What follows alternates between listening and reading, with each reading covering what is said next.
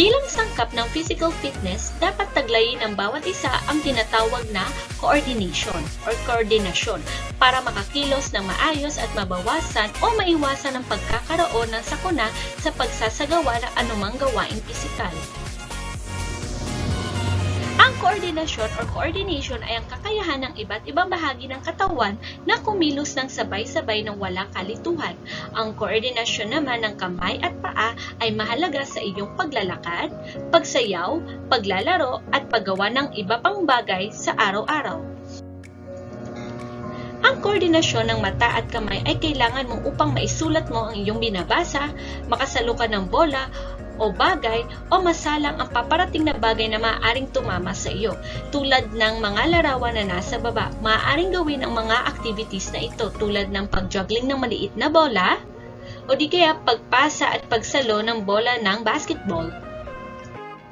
Okay, so ito po ang halimbawa ng coordination o koordinasyon na paraan ng paglinang. Pagsasagawa ng tinatawag na juggling activity.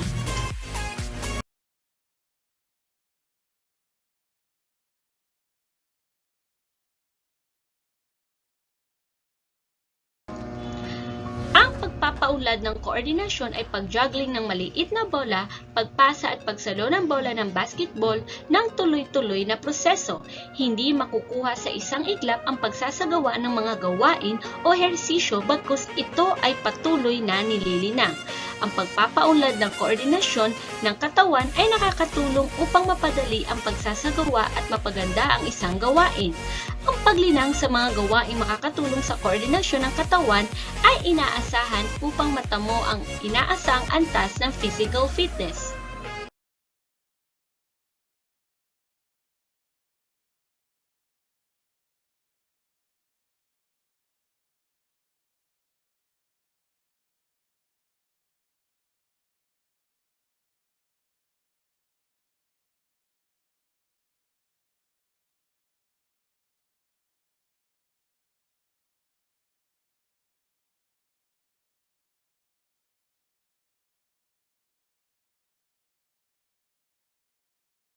Tandaan natin na ang flexibility o kahutukan ay kakayang makaabot ng isang bagay ng malaya sa pamamagitan ng pag-unat ng kalamnan at kasukasuan, samantalang ang koordinasyon ay kakayahan ng mga iba't ibang bahagi ng katawan na kumilos ng sabay-sabay na parang iisa ng walang kalituhan.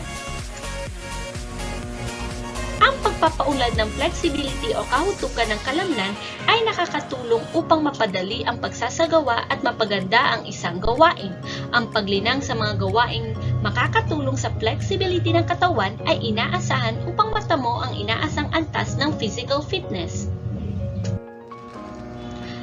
Ang pagpapaunlad ng koordinasyon ay pag-juggling ng maliit na bola, pagpasa at pagsalo ng bola ng basketball ng tuloy-tuloy na proseso. Hindi makukuha sa isang iglap ang pagsasagawa ng mga gawain o ehersisyo bagkus ito ay patuloy na nililinang. Ang pagpapaunlad ng koordinasyon ng katawan ay nakakatulong upang mapadali ang pagsasagawa at mapaganda ang isang gawain. Ang paglinang sa mga gawaing makakatulong sa koordinasyon ng katawan ay inaasahan upang matamo ang inaasang antas ng physical fitness. Tara, sagutan natin ang maikling pagsusulit sa subukin natin. Isulat sa patlang ang tama kung ito ay flexibility, kahutukan o koordinasyon ang pinapakita ng larawan. At mali naman kung hindi ito nagpapakita ng flexibility o koordinasyon.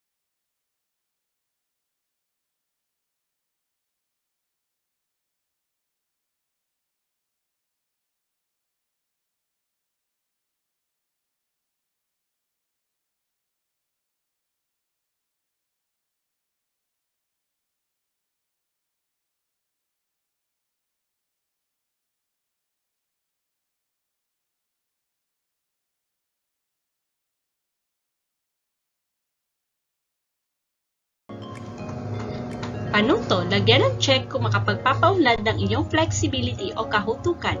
X naman kung koordinasyon. Number 1, pagdampot o pag-abot ng mga bagay. Number 2, pagsasayaw ng folk dance. Number 3, pagsusuot ng medyas at sapatos. Number 4, paglalakad sa parke. Number 5, pagsali sa sports na karate. Number 6, pag-split ng mga binti. Number 7, pagpapasa ng bola. Number 8, pagwawali sa bakuran. Number 9, paglalaro ng football. And number 10, pag-stretching.